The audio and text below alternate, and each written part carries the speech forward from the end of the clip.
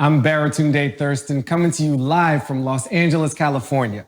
Welcome back to the second episode of Unfinished Live, an interactive digital series where we use questions, your questions, to explore what's possible now. Today, we're going to take a step back and a step up and talk about democracy and voice. As I know, you know, we just witnessed and participated in an historic election in the United States, during a pandemic, no less, with record turnout. People came out from all over the country, every race, every place, to decide the leaders who work for us. And I want to offer my sincere round of applause, America. Well done. And I know it hasn't been easy, and I commend you and commend us in the process. We're all feeling a lot. Every feeling possible has been bubbling up this year and in this past week in particular. Many of you may feel joy and relief. Others may feel frustrated, angry, distrustful. There are still a lot of unknowns, like who's going to control the US Senate, or what are we going to do with all that time we invested into refreshing the websites of our news sites? There's so much we don't know. And the fact remains that we are a deeply divided country with a lot of work to do. And I believe that work has to begin by asking questions, by being in conversation, and by reflecting on how we might heal as a nation. And on the subject of healing, because that's like a trending topic nowadays, everybody's in the healing business. Let me tell you my perspective on healing. There can be no healing without an acknowledgement of harm, without an acknowledgement of hurt, without an acknowledgement of pain and injury. And if we can start to see that shared pain in each other, we can start the process of healing. What's key is that we're having this conversation together. So connect alongside me in the chat, reflect with me, say hi, and tell me what's your state. Literally, what state are you in geographically and emotionally? How are you feeling and where are you feeling it from? And I want to give a shout out because I like to pick a person or a place that resonates with me. So to the Brick Bottom Arts Building in Somerville, Massachusetts. Hello, Jill. I see you. I used to live over in the Ville. Nobody calls it that, but I used to live over in Somerville, and it's good to see a familiar place showing up in these streams. Just like we're in conversation now, we went around a few days ago asking people on the street for their views. What's finished or unfinished in our democracy right now? After that, we'll hear from two contemplative voices. You know, the kind of voices many of us need right about now, no matter your political persuasion. Arthur Brooks is a Harvard professor. Don't hold that against him. He's the former president of the American Enterprise Institute, a conservative think tank. And he's an author who writes about living our best lives. Krista Tippett is an award-winning journalist and host of the On Being radio program and podcast, a show that asks, what does it mean to be human and how do we want to live? Arthur and Krista may not share politics, but they do share a deep commitment to reimagining our civic life. We've invited them to have a conversation and ask each other the questions you and unfinished audience members have pondered about democracy and voice, including questions you submitted during the last episode. So when we ask you to submit questions, you might be in the next show. Right now, listen in.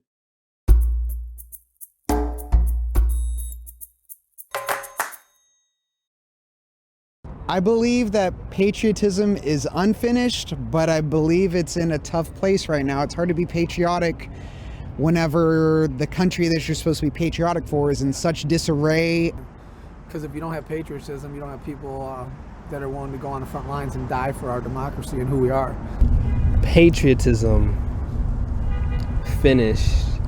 I think there's a lot of people that are overly prideful in America. Not to say America's bad, but there's definitely some points to not be so patriotic about.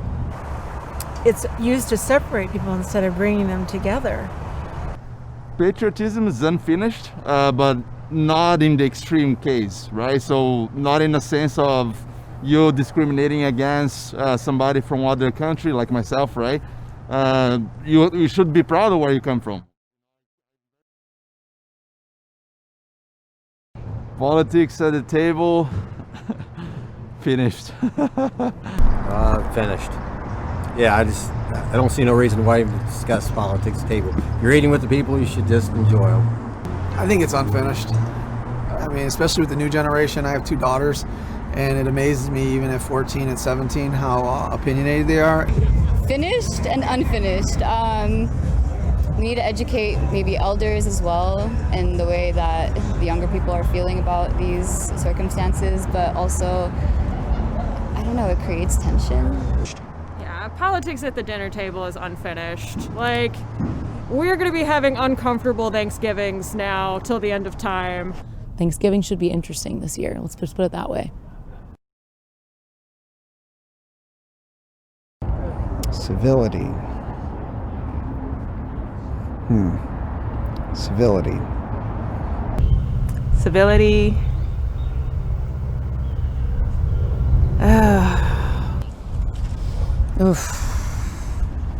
Civility. Unfinished. So we definitely need to stay civil as people. You can't just be doing uncivil things. Because we can't have civility as a people if the person leading our country isn't civil.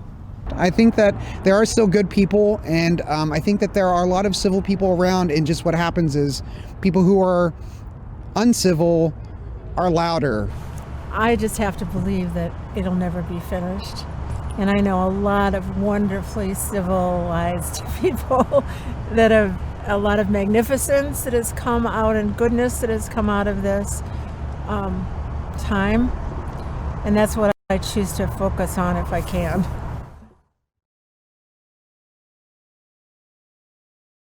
Hello, Arthur. Hi, Krista. How are you? What a momentous year. What a momentous month. What a momentous century. One of the many very strange aspects of this time we inhabit is that the word civility and actually the word healing, that these have become controversial. What does civility mean to you? What must civility be now?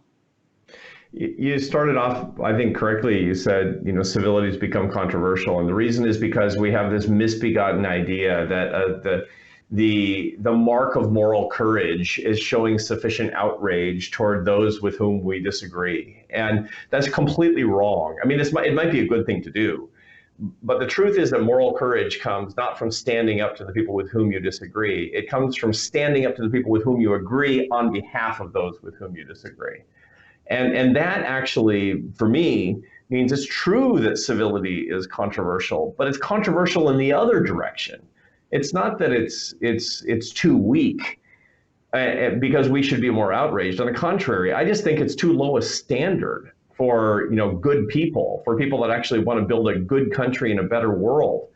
The truth is, if we want to make any gains, any progress, we need to take the 2,000-year-old transgressive injunction of willing the good of the others, even when we don't agree with them and even when we don't like them, because liking, as Martin Luther King one time said, to like is a sentimental something.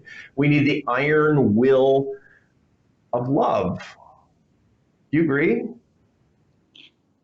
I agree. I think the word civility is equated with niceness and politeness, and what is before us and what is alienating us from each other is serious and important, and politeness and niceness and tameness aren't big enough or serious enough to meet that.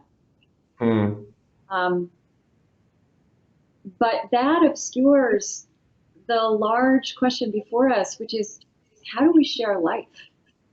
And how do we recreate politics and civil society, which I don't think is a statement that, I don't think a dissatisfaction with politics and civil society as they exist now is a statement or a question that is restricted to any side of our political spectrum. Maybe at the extreme ends, but most of us don't want to live this way. And reframing what civility should mean, I mean, for me, civility has got to mean that we accept and assume that there are significant, passionate differences between us.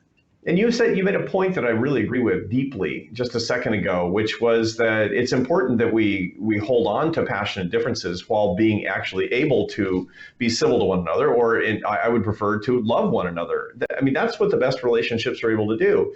You can actually be hammer and tongs with somebody forever and still love that person and still have a relationship with that person. The idea that we must agree my way or the highway, it's all or nothing, that way of thinking is actually destroying our society. And by the way, as a social scientist, I can tell you, it destroys marriages, it destroys friendships.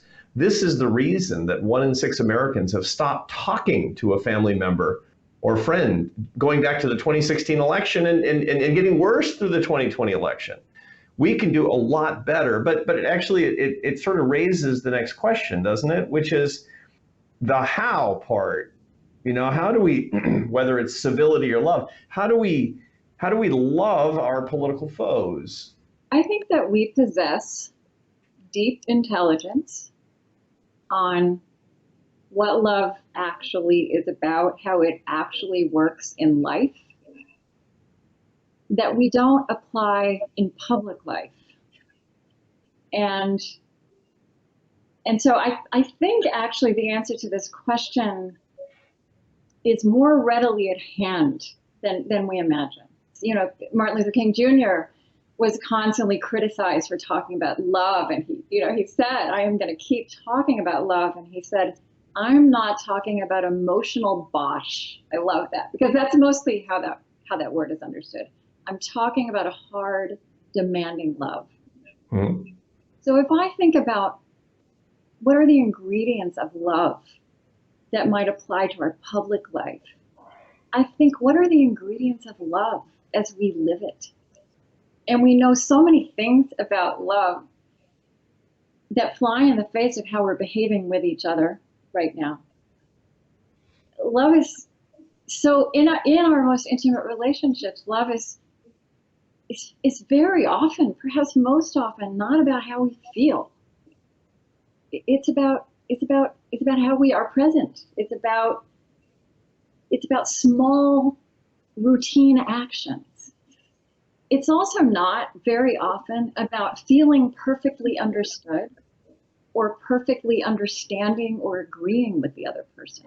And it often means not talking about certain things right now. We apply emotional intelligence.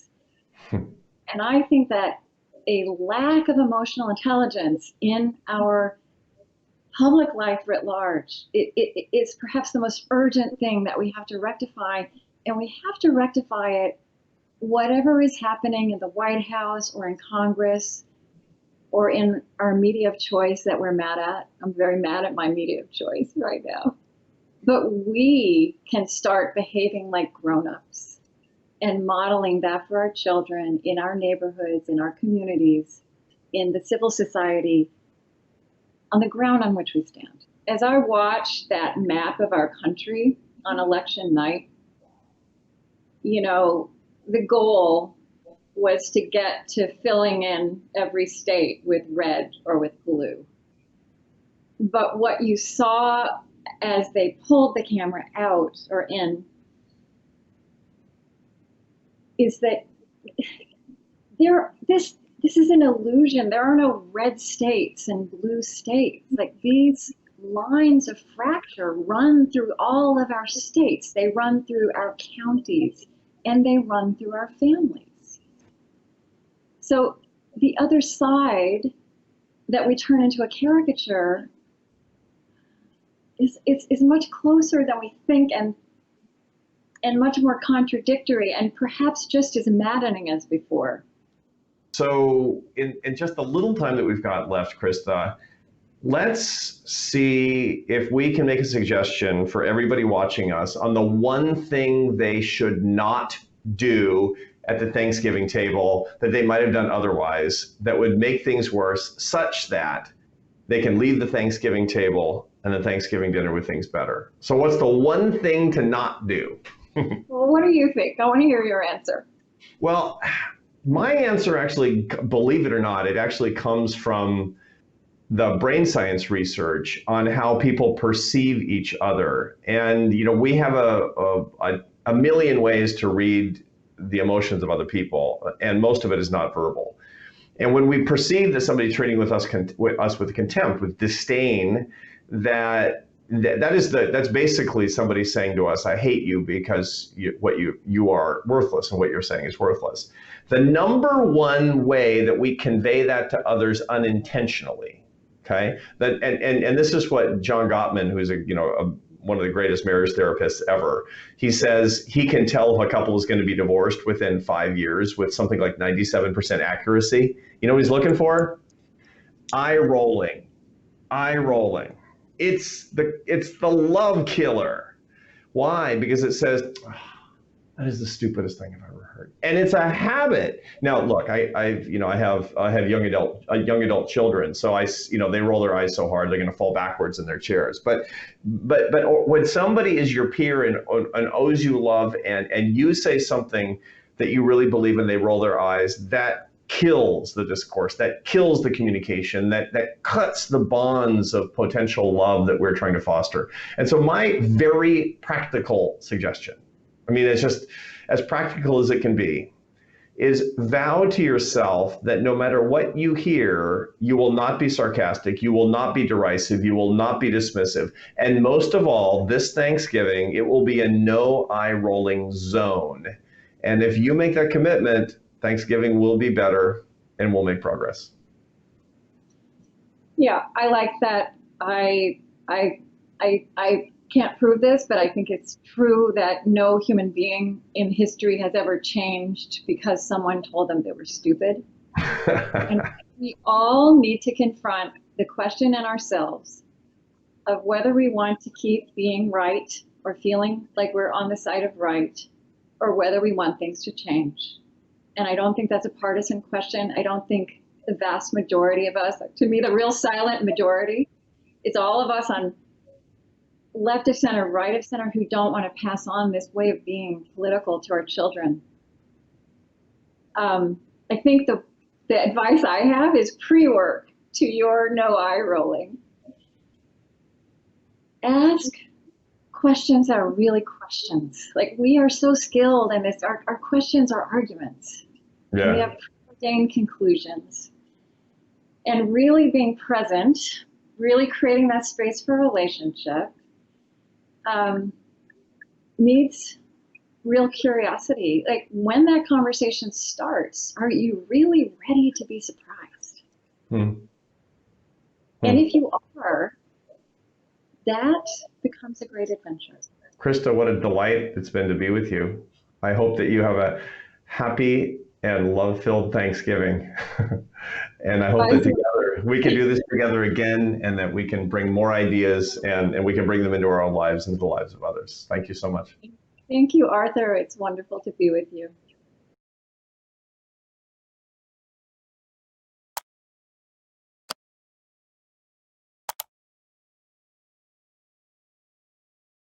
I covered the murder of a woman when I was writing for New York Newsday. And I remember reporting that story. It was really heartbreaking.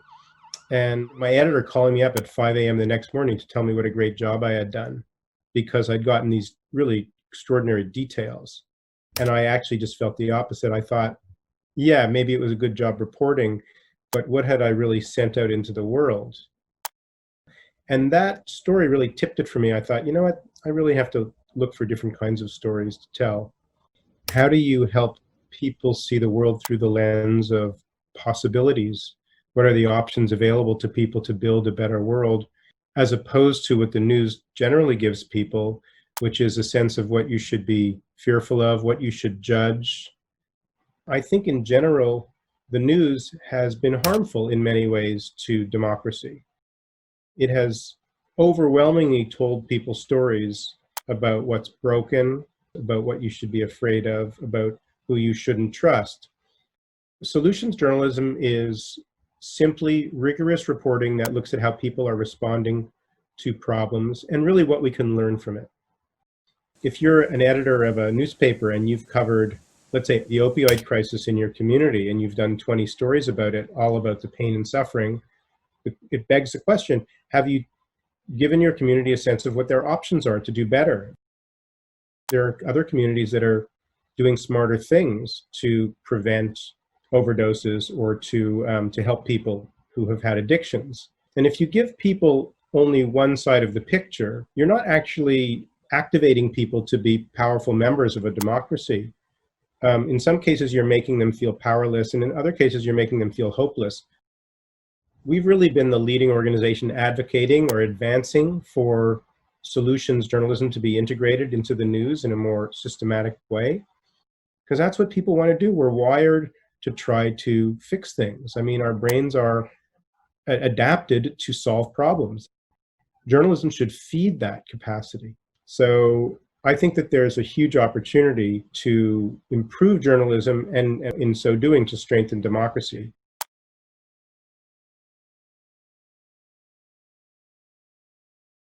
Hello, hello. It's Baratunde here with you again, and just want to reflect on some of what we just saw. What David Bornstein is up to with solutions journalism is right after my own heart, to shift the lens away from just the problems to those who are working on those problems. That's why I do my podcast, How to Citizen with Baratunde, which I probably should have told you about earlier, but I'm still in a crazed emotional state.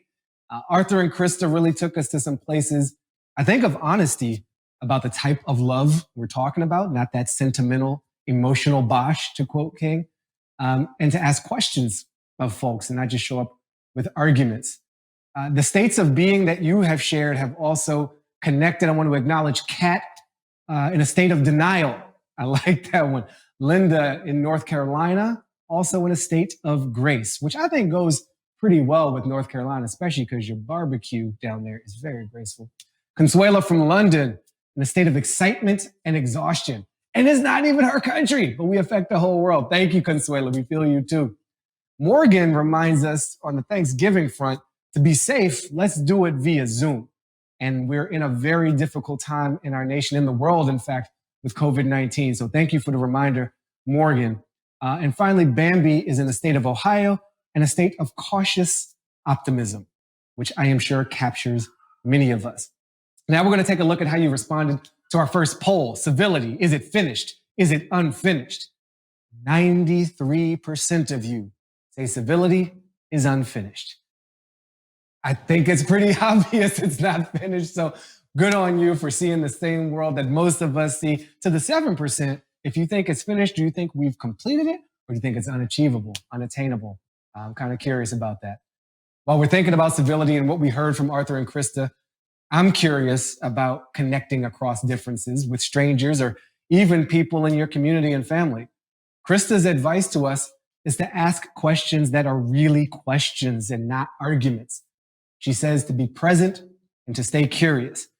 So with that in mind, what questions would you ask those who may have a different political point of view from your own? These are questions aimed at understanding rather than provoking. Please add those questions on your mind to the chat. And coming up, we've got artists Alfredo Jar and Hank Willis Thomas talking about a partnership between Unfinished and the Arts Civic Organization for Freedoms, where, speaking of questions, we invited artists to share their most urgent question and turn it into a billboard. There's currently a billboard with an artist question in every state in our union. Then we'll get into some of the questions being asked on those billboards when we join Ashoka Fellowship recipient, author, and CEO of Citizen University, Eric Liu, along with world-renowned cellist, Grammy Award winner, and Presidential Medal of Freedom recipient Yo-Yo Ma, for a conversation about the art of democracy. Let's dig in.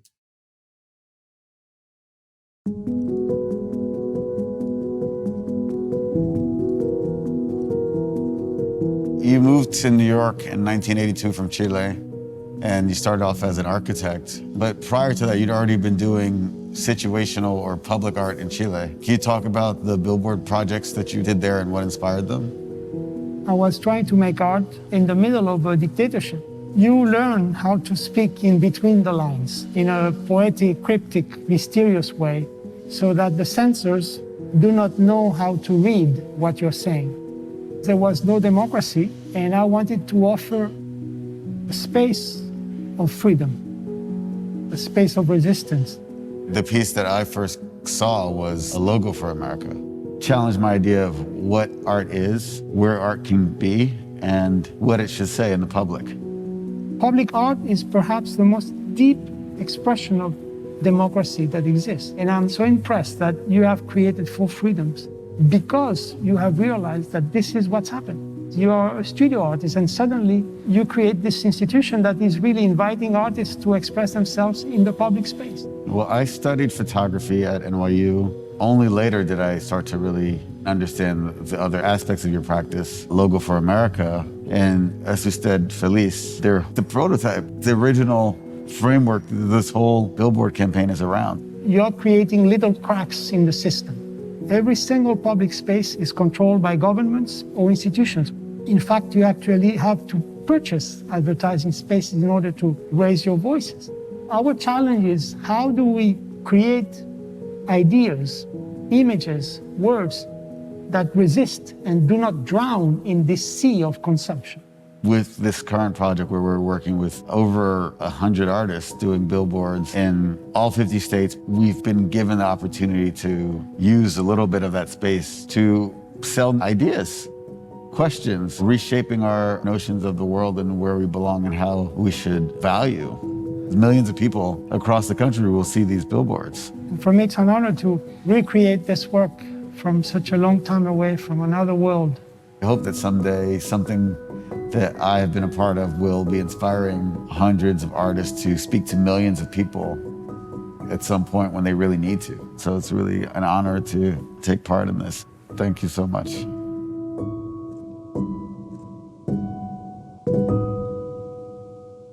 I'm Eric Liu, and I'm here with Yo-Yo Ma, and I share that hope that Hank Willis Thomas just expressed, that we might be able, through our work and our art, to leave some kind of legacy that people will find useful and meaningful. Yo-Yo, you and I have been having a conversation over many years now about what it means to be a citizen artist in both directions, the artist as citizen, as you certainly are, and the citizen also as artist, thinking about how you move in the world as a certain kind of art form itself. And we're going to have a conversation that is going to be structured in part by questions that are posed on billboards from this unfinished For Freedoms project, where billboards are being put up all around the United States and beyond. And I'm going to pose the first question to you so we can dive right in. This is a question from a very moving billboard that I actually saw, and it is this: how do you keep your heart open?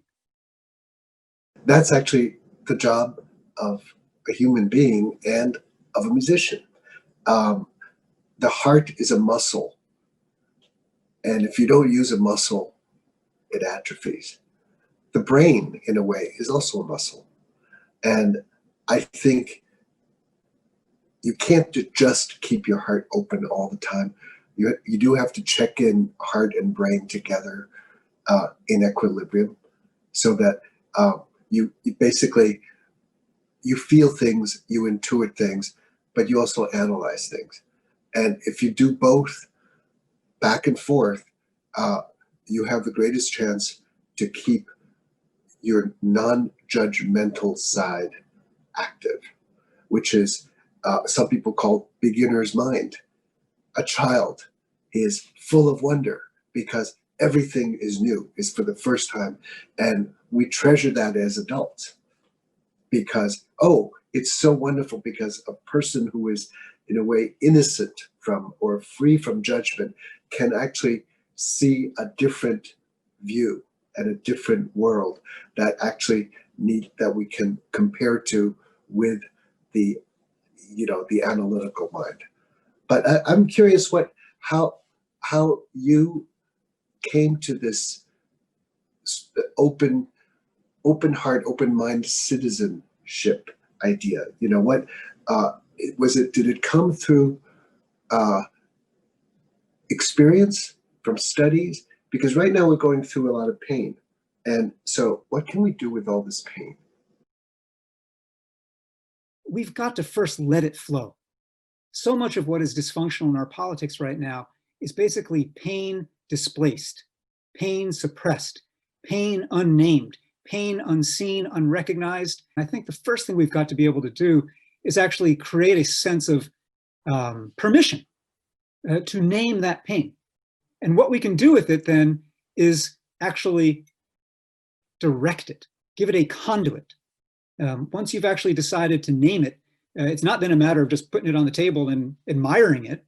We don't want to fall in love with our pain, but we want to find a conduit for it where it can be converted into power. And this is where the idea of citizen artistry comes in. Bring it down to the scale of you and strangers in the town you live in, and you walking past somebody who's hurting, you walking past somebody who's homeless, you encountering somebody who's dressed like they think differently, worship differently, believe differently from you.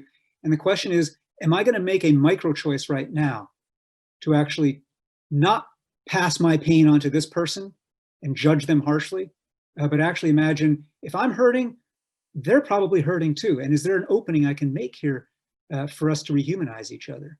And I guess that brings me to the second billboard and question that comes to mind that I want to pose to you, which is simple and incredibly complex. And that is, in this time where we are so divided and so tribalized and polarized, can we coexist? Is that possible? The first thing about coexistence is recognition of who the other person is. And to your comment about pain, I think it's as simple as you hurt, I hurt. Empathy. And if you recognize that I recognize you for what you think you are or what you're going through, I would call that trust. And if we can actually build on trust that's built on empathy and being able to be vulnerable and safe with one another, if we can actually choose that what you seem to say is true for you, I don't deny it. I hear you. I may have a different truth, and those truths can actually exist and may even be stronger together. So in that sense, we're talking about our country, and you and I are ethnically Asian, Chinese ancestry. We haven't talked a huge amount about that, and we're both, I think, patriotic Americans, right? We believe in America, but we weren't here since the very beginning. So tell me, I'm an immigrant. I think you were born in the States. So that's something slightly different, but who do you think gets to be American today? And what does that mean? What does that mean historically? Do you absorb all of what America has been? The land that it was before, it was called America? What is your answer? How do you deal with that as a citizen, as a human? So when you ask the question, who gets to be American? Well, my first answer is every last one of us. Every last one of us gets to claim America. And I think that is and that is the very seat of what I would describe as my patriotism. The idea that to be American is not to have the dumb luck to have been born here like I was. To be American is not to, thump your chest and wave the flag and signal to others how patriotic you are. To be American is to say, wherever my ancestors and I were born, I claim this country, and I claim it not by saying it, but by contributing to it. I claim it by showing up. I claim it by creating and inviting and helping people make a new story of us. But I think there's been a long, long time, 90, great percentage of this country's life where Americanness and whiteness were fused together as one. And what we're living through right now, good, bad, ugly, is the decoupling of those two things. And the recognition that to be American is far more complicated than that. It always has been, to your point. Long before there were European colonists and settlers here. There was a land here, and we acknowledge that land. We acknowledge the first people who walked that land here. And what it means to be American is not only to claim those creedal ideas, but it also means to commit in a spirit of the artist to always making new hybrids. America is, one thing America is not about purity. It is not about pure bloodline, pure territory, pure history, as much as we like to have genealogical study. America is about how we've been mixing blood, ideas, food, DNA, everything from the get-go, and embracing that hybridity and recognizing that with that embrace and with that recreation, we make things here that the world cannot yet imagine. I think one of the things that's very difficult for all people of all nations, but in the United States is, and as an immigrant or as newer arrived Americans, are we responsible for a past that we were not part of? And are we responsible for, in a way, when are we responsible for the actions of others? Can we move forward without confronting our past?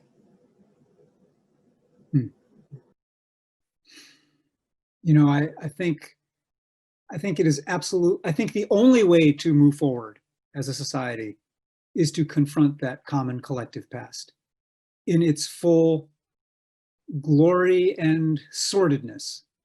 There is a fuller story here, and that to tell the fuller story is not to negate either part of it, but it is to recognize that actually as Americans, it turns out we're human.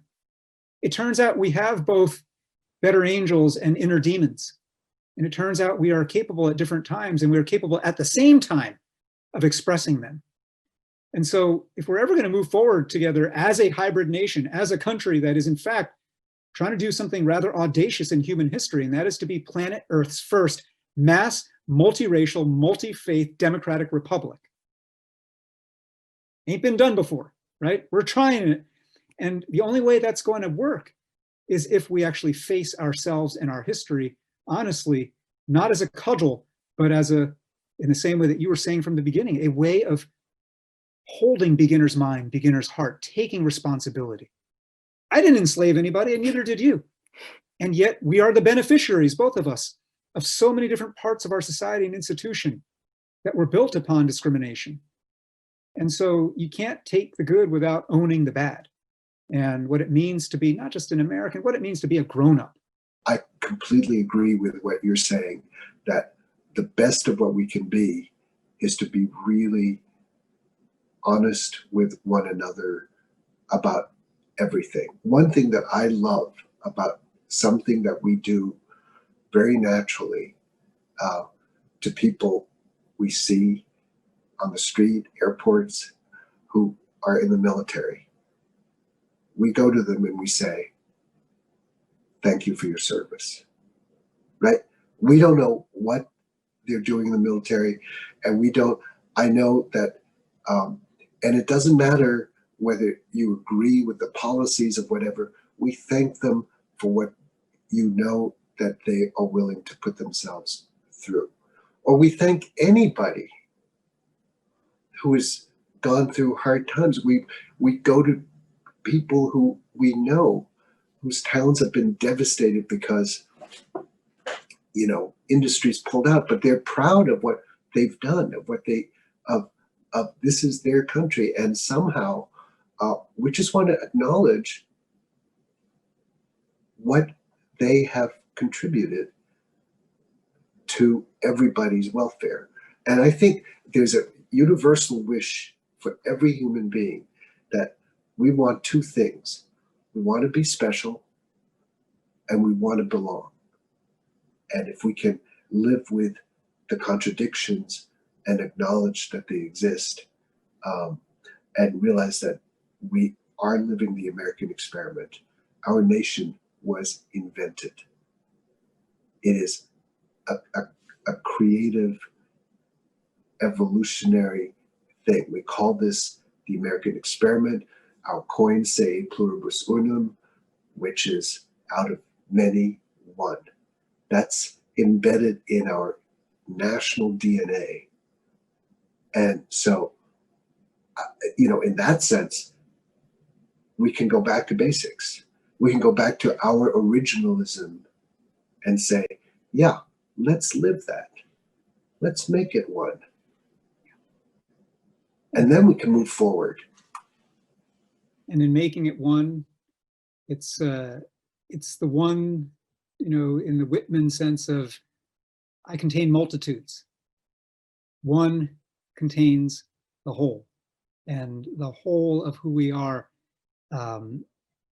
can't be expressed, can't even be uncovered in ourselves until and unless we're willing to do those things you've described, to face pain, to reckon with our history, to name facts of who's been on the short end of the stick in terms of how power has been structured and allocated by race and gender and national origin in this country's life.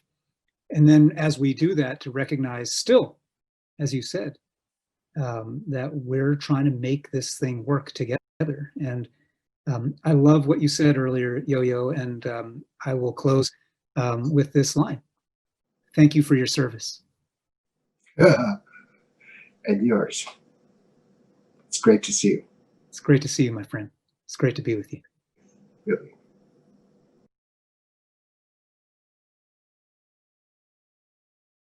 Hello, hello, and what a powerful, honest, wise conversation that was. Yo-Yo Ma and Eric Liu keeping it real about the history and claiming all of it, not just the good parts, and reminding us of the humanness of the endeavor. And Eric with the whole, we haven't done this before, this mass multiracial democratic republic. I've been going through on my screen to see, we have over 1,000 messages from you so far, just FYI. There's a lot of scrolling. And you have come up with some beautiful questions to ask people with whom you disagree. Here are a few. Esther says, hello, Esther. Dyson, would you like to share a meal?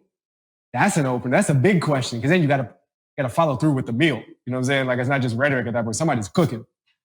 Christine says, tell me about your grandparents, that just shifts the whole conversation, generationally shifts it.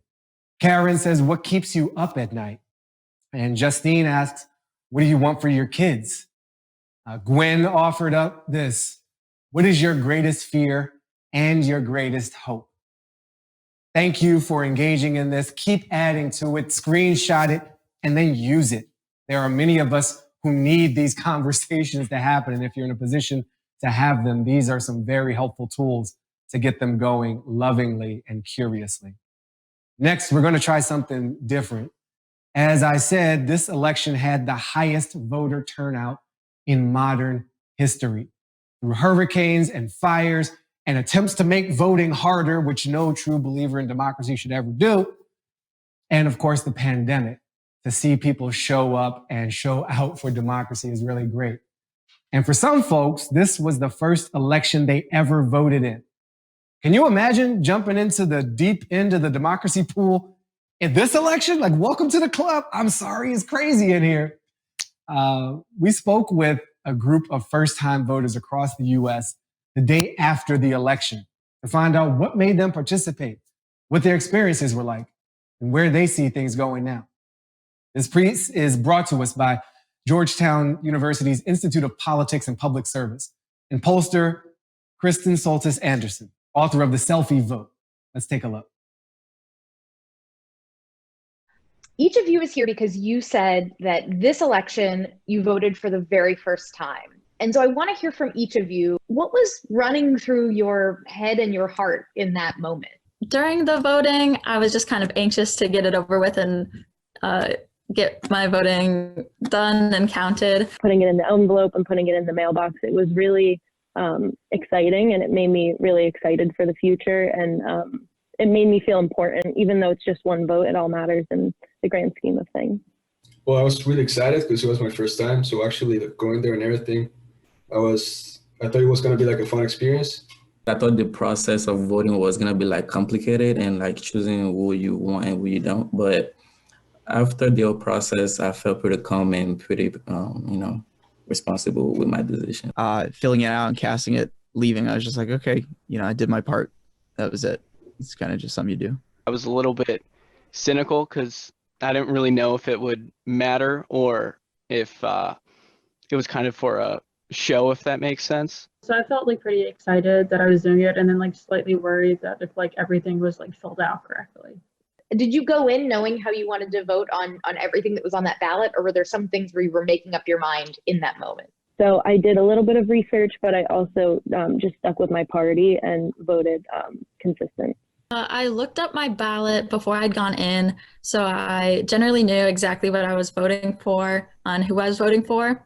I had a couple issues that were more important to me than others, so I really focused on those. I really only knew for sure where I was going to go for the presidential vote. When actually I was like filling out the vote, I felt like kind of lost because I saw a lot of names I didn't even like know about.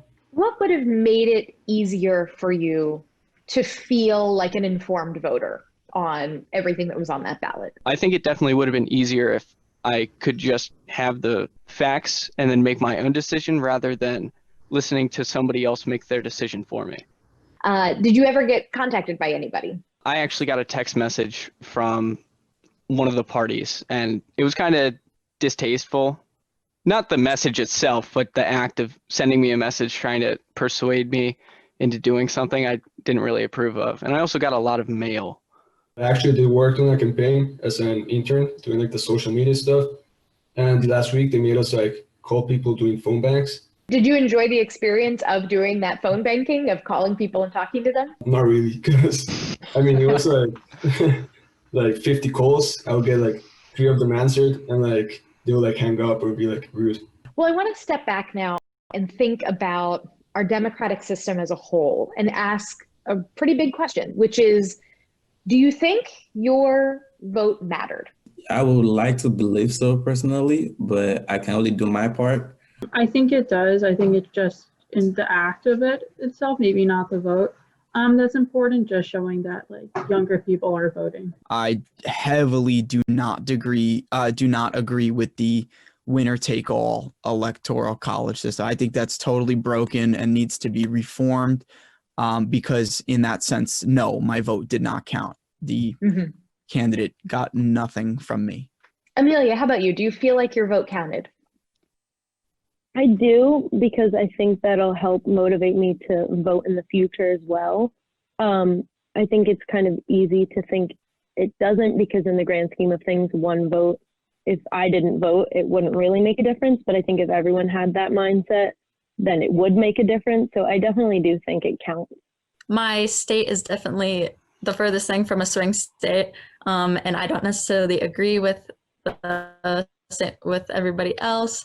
So in that sense, it kind of sucks that my vote didn't go towards the electoral college vote, but I do really think it's important to get my voice heard in the popular vote.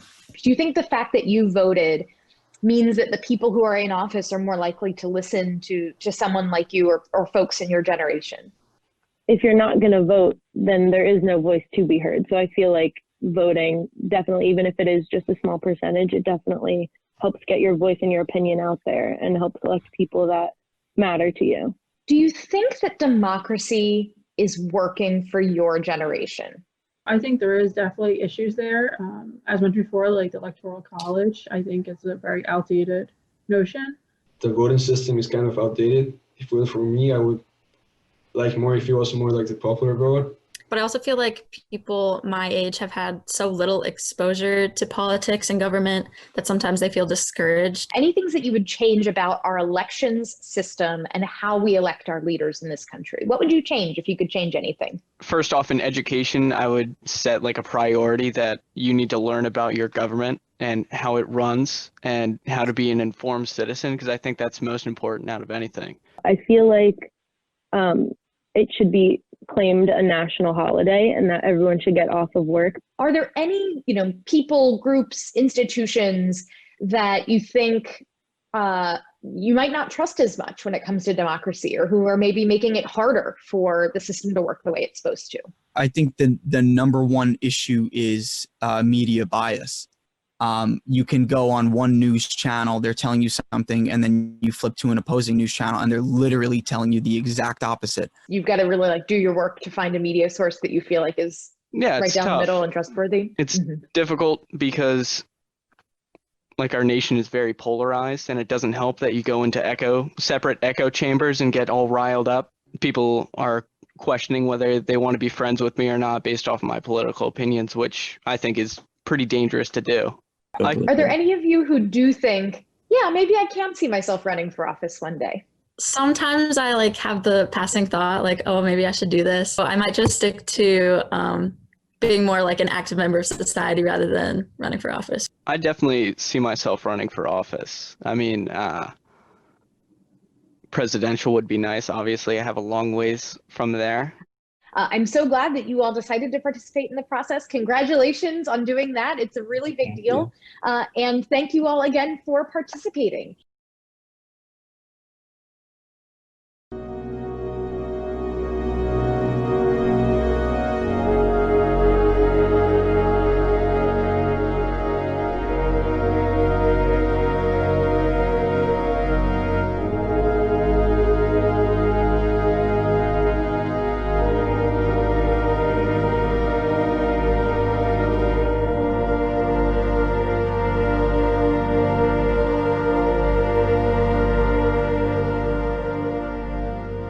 I was standing in the kitchen when it occurred to me that I didn't have it on me. I thought that I did, but I didn't, and I couldn't remember where I'd placed it or when was the last time I'd seen it or saw it. And so I decided to retrace my steps. I searched the house first, the living room, the dining room. I searched the kitchen cabinets and cupboards. I searched the bedroom. I looked under the bed, the pillows, and between the sheets. And then I searched the attic. I searched in old trunks, throwing out all the old clothes, digging deep, but it wasn't there. I searched the storage room and my office, searching around my computer where I often sit, looking, hoping, praying that I'd find it there. I searched my dresser drawer, my panty drawer, my jewelry box where I keep my keepsakes, but it wasn't there. I searched the face of my husband and that of my mother and my daughter, along with the faces of children, and I still couldn't find it. Frantic, I called my friends, asking if maybe I had left it with them. Had they seen it? They all said no, but would keep an eye out. I searched high and low. I searched for days and days and days and days. Troubled, I searched Wikipedia, Webster, and the dark web.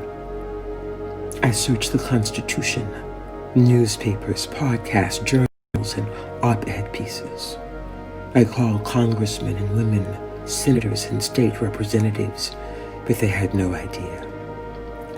I searched the White House and the republic on which it stands, from sea to shining sea, from the Pacific to the Atlantic, and everything in between, high and low. I searched the halls of justice and along the long lines of voters waiting to cast their ballot, but then I thought I was in another country. I searched the rich, the powerful, and the privileged, and I searched amongst the poor and the disenfranchised. And then I thought, well, it's missing. Puzzled, I began to imagine that it had all been simply a dream, that I had never had it, I only thought that I did. Democracy. What is it?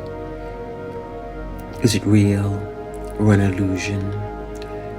Is it a work in progress, an idea to aspire to or to dream of, an impossible goal never to be reached? And then I remembered I had gone to several protest demonstrations and thought perhaps I'd left it there.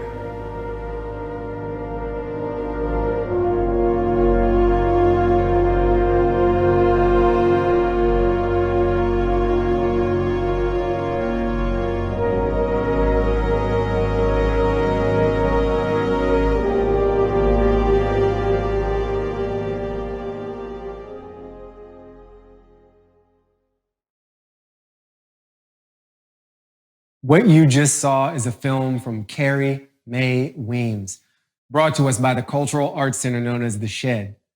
Carrie is an extraordinary artist who explores many of the themes we've surfaced today, like how democracy, by definition, is participatory. And I just love that we're looking at the art of democracy in tonight's show. Sometimes these things get couched as curriculum and technical and mathematical and stacks of white papers, and there's so many other ways to access the soul of a nation and the spirit of a people, and art is one of those rich ways. So thank you to Carrie Mae Weems for that.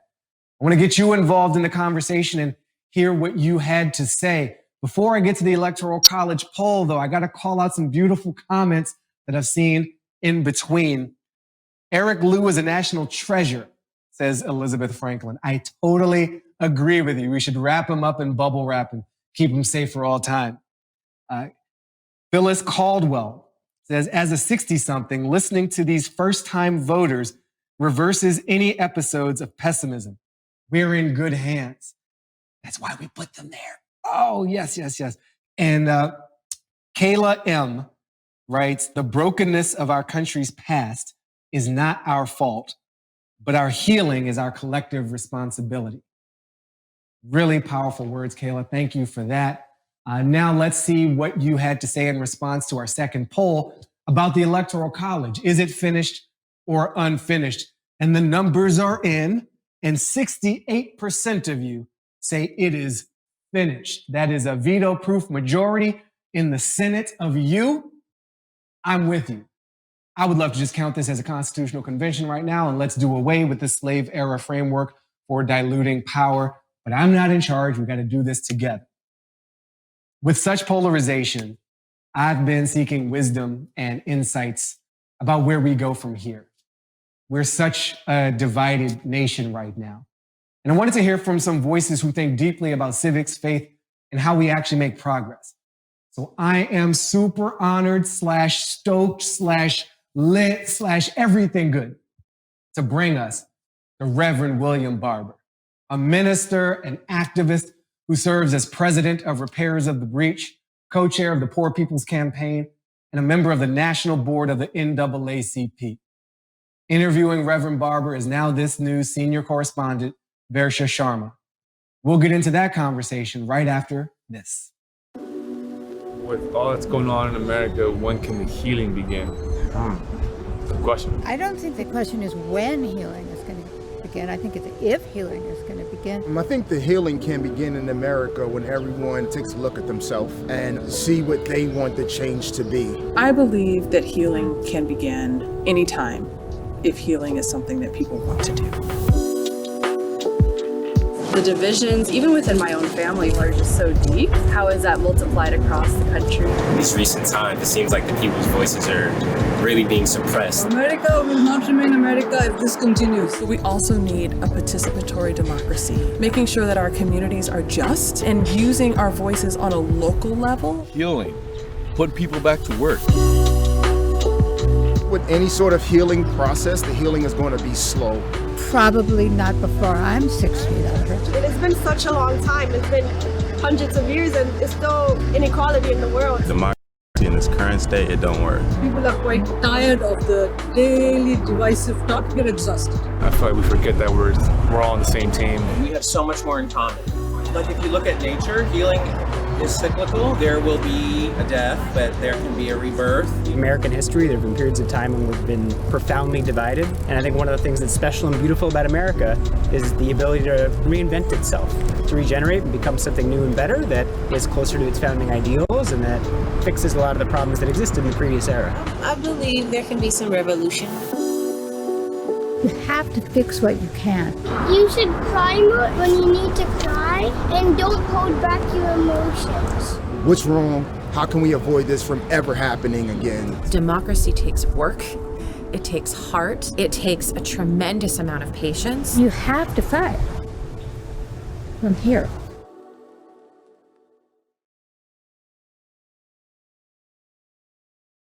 Reverend Barber, thank you so much for joining us. I really appreciate it. You're probably honestly one of the top people that I and others want to hear from in the country right now.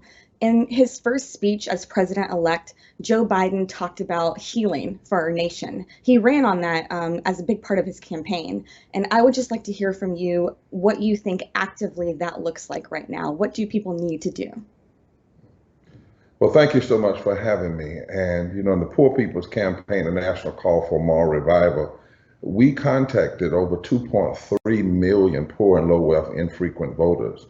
And a lot of them turned out after we contacted them. And why did they turn out is because they weren't voting for normal. They were voting for their lives. So when we say healing, we have to ask, well, what's sick, right? What's sick? Now, we can't say division is the ultimate sickness because the country is always going to be divided. It's a two-party country. We've had that for years. But what we know is what's sick. We're in the middle of a pandemic. We got 140 million plus people poor and low wealth. So that's what needs to be healed. So we have to address poverty. We know that we have 100 million people or more without health insurance in the middle of a pandemic, without health insurance or underinsured. That's what's sick. So we have to expand healthcare. We know that people are facing or working, essential workers, without sick leave, without guaranteed sick leave and unemployment. They're afraid of evictions. These are the things that are sick. And interestingly enough, finally, 62 million people in this country want a minimum wage rate. 60% of people. 60% of people want to expand healthcare. That's where the country is. So I say that the healing is in the mandate that comes from the mourning, MOURNING. Where people are mourning, that's the mandate of the policies we need. The pain ought to dictate the policies. And that's when you heal people. You heal the soul of the nation by healing the body of the people. I agree with you that on some level, we're always going to be a divided country for the reasons that you mentioned. And former President Obama, when he was congratulating Biden, he said on every level, the elections show that there is some deep, even bitter division in this country between supporters of the two candidates, supporters of the two parties. So to that question, what do you think Biden and other leaders can do right now to try to bridge that gap? I think, first of all, don't live in the mythology that there's some place behind us where it wasn't bitter. Don't put all of this on Trump. Trump didn't create all of this. And we're getting ready to find out when he's no longer in the White House that he didn't create all of this. He exploited what was already created. And if we create the mythology that what we see now is one person, then we never get at the issue. People are hurting. I've been all up in Appalachia, all places at the Poor People's Campaign that we were told we couldn't go. Kentucky, Appalachia, places they claim a Trump country. I find that a lot of people aren't anybody's country. They just feel abandoned. They feel like nobody cares about them. And they really, it's amazing how many of them just wish the country would care. If Biden and Harris put an agenda, or even on McConnell's desk, that addresses and begins to deal with poverty and lack of health care and living wages, and put it on his desk like it should be. Don't deal with it in the back room, in the front room. Then lobby for it and put faces on it and show people that would be made better. Show that they are Republican and Democrat, they are Black and they're white and they're brown, they're Asian and they're indigenous. Then give the people a chance to move and to push. We can really change some policies, but we can't do it if we already start out saying that's quote unquote socialism. It is not socialism. That we have a mandate. The mandate comes from the Constitution and Declaration of Independence. Pursuit of happiness is the mandate. Promoting general welfare is the mandate. Equal protection under the law is the mandate. Just do what we said is in writing. That's the way you heal the nation. Don't come up with something else. Do what we said we would do in writing. Establish justice. Now, Reverend, as a final question, at this moment of transition, if we were to offer up a prayer for our democracy right now, what would that sound like? For this moment, my prayer is simply the prayer of Jesus, and that is the prayer that we recognize every nation will ultimately be judged by how it treats the least of these, the poor, the hurting, the hungry, the homeless, the immigrant, the sick, and those who are on the margins of society. 62 million people that vote or are eligible to vote are poor and low wealth. That the poor and low wealth people are 30% of the electorate and 43 and growing percent of this country.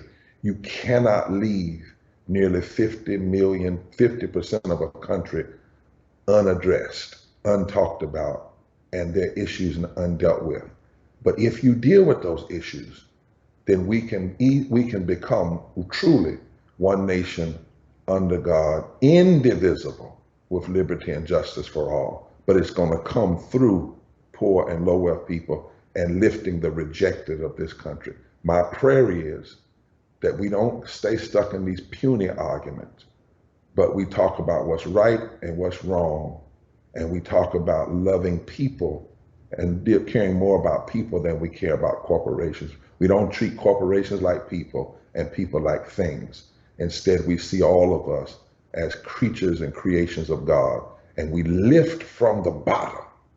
We lift from the bottom. My prayer is that we lift from the bottom, and in that way, we transform the nation. Reverend, thank you so much for your time. Your work is inspiring, and we all thank you for it. Thank you so much, and God bless you. Hi, my name is Nyama Sophia Sandy. I'm a member of the Resistance Revival Chorus. The Resistance Revival Chorus was founded in 2017. We are a group of 60 plus women and non-binary artists and activists who joined together to breathe joy and love into the resistance. We're offering you a song called This Little Light of Mine, which of course is one of these songs that many of us learned as children, but thinking about a single solitary light as just so powerful and impactful for so many people. We hope that you will think about that in your life, in your work, whatever it may be, and how your light can shine and impact others in your community toward change for the better. Thank you and enjoy the show. This little light of mine, I'm gonna let it shine.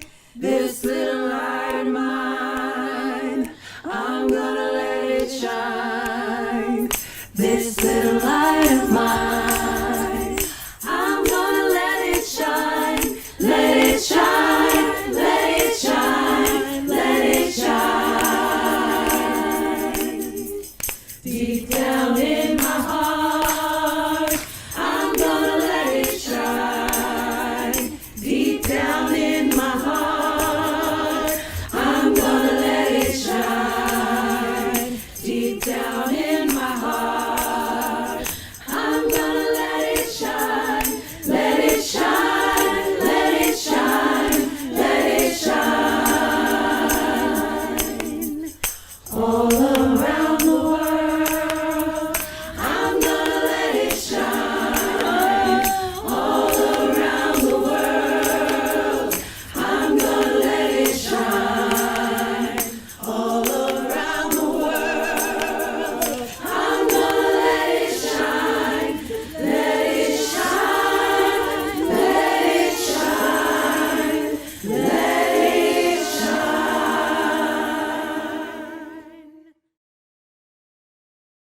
This little light of mine, I'm gonna let it shine. Oh, I love that. And honestly, we have been subjected to many a Zoom choral performance over the past several months, but the Resistance Revival Chorus brought something new. The graphics, the sign language, the color palette. I'm here for it. It was all great. And speaking of great, Reverend William Barber, I need you to put your hands together wherever you are right now for this person who is channeling what we should be, what we said we could be, into being. Talk about keeping it real. This is what we're doing here at Unfinished Live. Pulling no punches. Reverend Barber said, you got to take care of the least of these. And he is so correct in that. And this division that we've been spending so much time talking about is not entirely new to this nation. We've always been a house divided to some degree or other. As we bring things to a close, I want to thank all of our incredible guests, our featured thinkers, our artists, our innovators. I want to thank you at home or wherever you are, if you're in your car right now but not operating it, if you're in the office but safely distanced, wherever you are. Thank you for joining us, for being a part of this conversation about our democracy and our voice. I want to thank the crew here in Los Angeles. I want to thank the workers everywhere who've made this possible. I want to thank Cloud Services for giving us a distributed internet on which to do this and still stay connected in such disconnected times. What did we learn today? Where are we? What's possible now? Healing requires an acknowledgement of pain. There's one thing you remember from that tonight. Let that be it. We must acknowledge each other's pain. And to whatever degree you are suffering, remember you're not alone in that. There's some solidarity in that, some shared humanity in that. So let's share that and share that healing process together. We're not done yet. We've got a lot more work to do in democracy, of course, but also in Unfinished Live, because there's 2 more episodes, with the next one set to drop in 2 weeks on November 24th. On that date, we will be talking about technology and humanity with voices like Tristan Harris, Manoush Zomorodi, and Meredith Whitaker. This is perfect timing. A lot of us are going to be doing things like Thanksgiving over Zoom. Remember that comment from earlier tonight? Using technology to get closer to the people we care about. But we should ask, is that the right role for technology when we're not corralled into it by a global pandemic? Is this technology making us more connected to our humanity or just to services, devices, and a departure of our money? I've been thinking about this question for a very long time, and I'm excited to take part in that conversation with you. November 24th, 2 weeks from now. And remember, it's a conversation, so drop your questions at unfinished.com and in our chat right now. We will get to as many of them as possible during our next episode. Please also respond to our survey and let us know how we're doing and what you'd like to see more or less of. Bring your friends next time. Bring your opponents next time. Get everybody involved. Thank you for being a part of this, and I will see you in 2 weeks. In the meantime, all the time, be good to each other.